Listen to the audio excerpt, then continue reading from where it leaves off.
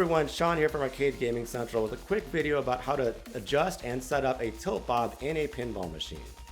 The tilt bob is a mechanical device in a pinball machine that will give you 2 danger warnings when you move the machine too much before you'd ultimately tilt if you do it a third time, costing you the ball and any bonus. This part of the machine can be adjusted, and depending on the settings can really impact how much or how little you can be nudging and bumping the machine while you're playing. Let's go over where it's at and how to adjust it.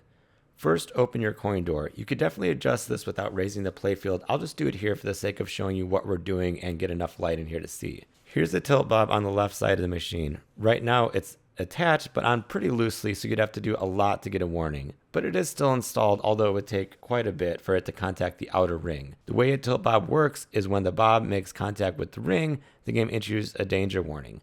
The higher you slide it up, the more sensitive it'll be. To adjust it, loosen this screw on the bottom. You can then slide the tilt bob up and down. Much higher and barely touching the machine will issue a danger warning. That's a bit too much and something that drives me crazy on location when it's way too sensitive. You can see here how much the bob gets to the outer ring even when just the top of it is in line with the ring. Here I'm nudging the machine a bit to give you an idea of the sensitivity. All the way up, and you aren't touching the machine without getting a danger warning. Below the ring, and you'd have to give it a pretty hard knock to get a danger warning. Personally, I like it about here where the top of the bob is just about even with the ring to still keep you honest but not ruin the game with oversensitivity, especially if you're at home. When you're done, tighten the screw and you're good to go. Close the coin door and you can get back to playing. Want to learn more about working on pinball machines and arcade games and some gameplay tips and videos?